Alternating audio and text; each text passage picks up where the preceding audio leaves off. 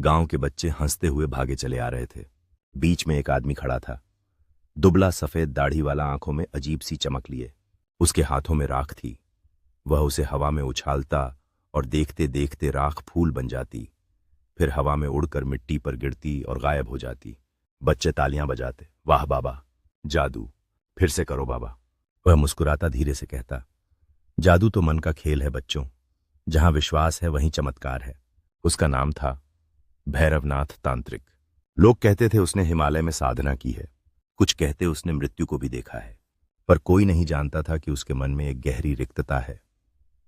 वह बांझ था, जीवन ने उसे सब दिया, ज्ञान विद्या जादू, पर एक चीज नहीं दी, औलाद। रात में जब गांव सो जाता, वह अपनी मिट्टी की झोपड़ी में दीपक जलाता। दीवारों पर परछाइयां नाचतीं और वह बुदबुदाता, ईश्वर सबको वंश देता है, मुझे क्यों नहीं? क्या मेरा जादू इतना अपूर्ण है? कभी कभी वह खुद को आईने में देखता और महसूस करता, उसकी आंखों के भीतर भी एक अंधेरा रहता है। एक बरसाती रात थी, आसमान काला था, बिजली चमक रही थी। तालाब के किनारे से एक हल्की रोने की आवाज आई। भैरवनाथ अपनी लालटेन लेकर बाहर निकला। वहां गीली मिट्टी में लिपटा एक नवजात बालक पड़ा था। उसकी गर्दन पर नीला ताबीज था और उसकी सांसें नन्ही घंटियों सी बज रही थीं। भैरवनाथ ने बच्चे को उठाया और पहली बार उसकी आंखों में आंसू आए। वह बोला, आज मेरे घर में ईश्वर ने सांसें रख दी हैं। उसने बच्चे का नाम रखा देव। कहा, यह मेरा देव है, मेरा प्रकाश। गांव वाले हैरान हुए। कोई कहता बाबा ने किसी आत्मा को मानव रूप में बुलाया है, कोई कहता शायद यह नदी ने दिया वरदान है। पर भैरवनाथ के लिए वह सब मिथक थे। वह अब पिता बन चुका था और पिता बनने के साथ उसका जादू और शांत हो गया था। वर्ष बीते। देव अब जवान था, तेजस्वी, सुंदर और जिद। उसकी आंखों में वह चमक थी जो जादूगरों की नहीं, खोज करने वालों की होती है। एक दिन वह बोला, बाबा मुझे भी जादू सिखाइए, मैं भी वही करना चाहता हूं जो आप करते हैं। भैरवनाथ बोला, बेटा जादू सिर्फ देखने की चीज नहीं, वह जिम्मेदारी है, और अगर मन निर्मल न हो तो जादू मनुष्य को भस्म कर देता है। देव ने तिलमिलाकर कहा, तो आप क्यों करते हैं बाबा? क्या आप मुझसे डरते हैं कि मैं आपसे बड़ा हो जाऊंगा? भैरवनाथ के होंठ कांप गए। दीपक की लौ हिली जैसे हवा भी दुखी हो गई हो। उसने कहा, देव, जिस दिन तुम सच्चा जादू समझोगे उस दिन मुझे माफ कर देना।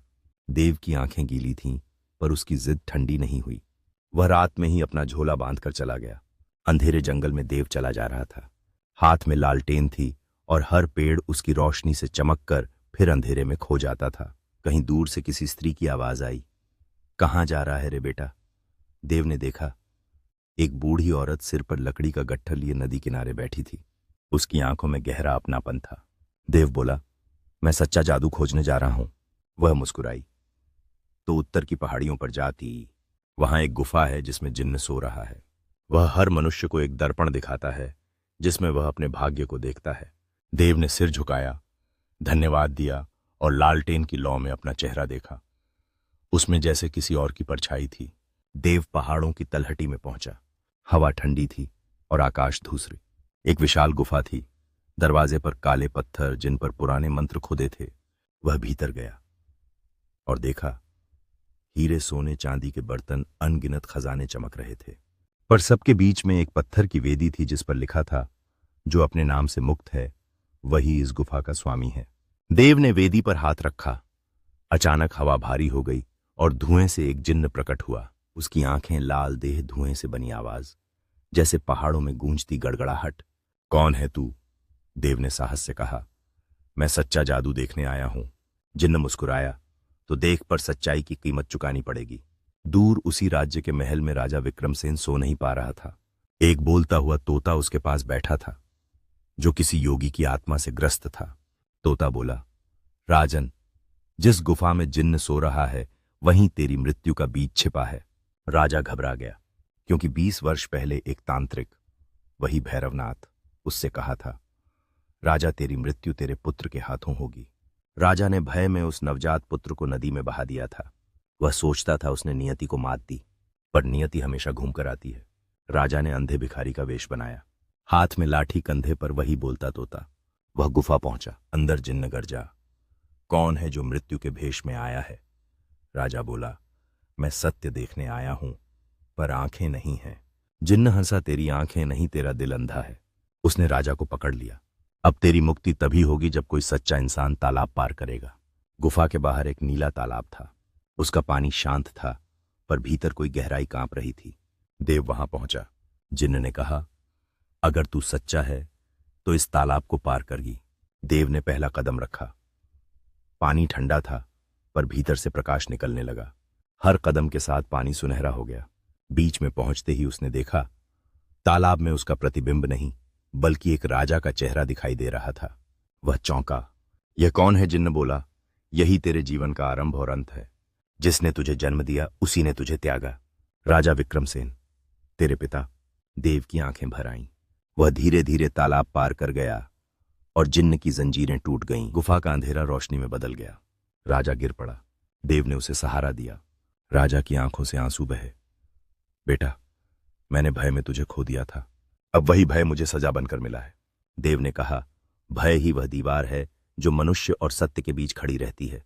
जब वह टूटती है तभी मुक्ति मिलती है। राजा ने सिर झुका दिया। जिन्न ने हाथ उठाया। तुम दोनों ने सत्य स्वीकार लिया। अब यह गुफा, यह खजाना, यह भय सब मिट जाएगा। और सचमुच गुफा की दीवारें चमक उठीं। सोना चांदी सब धूल में बदल गया। सिर्फ प्रकाश बचा। देव अपने गांव लौटा। भैरवनाथ झोपड़ी के बाहर बैठा था। उसकी सांसें धीमी थीं, पर चेहरे पर शांति थी। देव ने घुटनों पर बैठकर कहा, बाबा, मैं सब जान गया। आपने मुझे बचाया और मेरे पिता को भी। भैरवनाथ मुस्कुराया। बेटा, अब तू समझ गया है, जादू बाहरी नहीं भीतर का होता है। जब मन करुणा से भर जाता है तभी मनुष्य जादूगर बनता है। और इतना कहकर उसकी आंखें बंद हो गईं। दीपक की लौ स्थिर हो गई, जैसे उसने अपने गुरु को विदा दी हो। देव ने झोपड़ी के दरवाजे पर वही लाल कपड़ा बांध दिया। हवा चली और वह कपड़ा फिर से लहराने लगा, पर अब उसमें धुआं नहीं, प्रकाश था। गांव में सुबह हुई। बच्चे फिर देव बाबा के पास आए। हमें जादू दिखाओ। देव मुस्कुराया, हाथ उठाया और हवा में उंगली घुमाई। इस बार राख या फूल नहीं निकले, बल्कि एक हल्की रोशनी जो बच्चों के चेहरों पर फैल गई। वह बोला, बेटा, यही असली जादू है, जब किसी के चेहरे पर मुस्कान आ जाए। हवा में घंटियों की आवाज गूंज उठी और दूर तालाब के पानी में एक नीली लहर चमकी, जैसे जिन्न भी मुस्कुरा उठा हो। जिसे हम जादू कहते हैं वह करुणा का रूप है। जब मनुष्य दूसरों के अंधेरे में दीपक बनता है तभी वह सच्चा तांत्रिक, सच्चा जादूगर बनता है। अगर आपको हमारा वीडियो पसंद आया है तो एक प्यारा सा कमेंट करें। कृपया लाइक और सब्सक्राइब जरूर करें। और जो भी दोस्त इस तरह की कहानी सुनना पसंद करते हैं उसको ये वीडियो शेयर जरूर करें।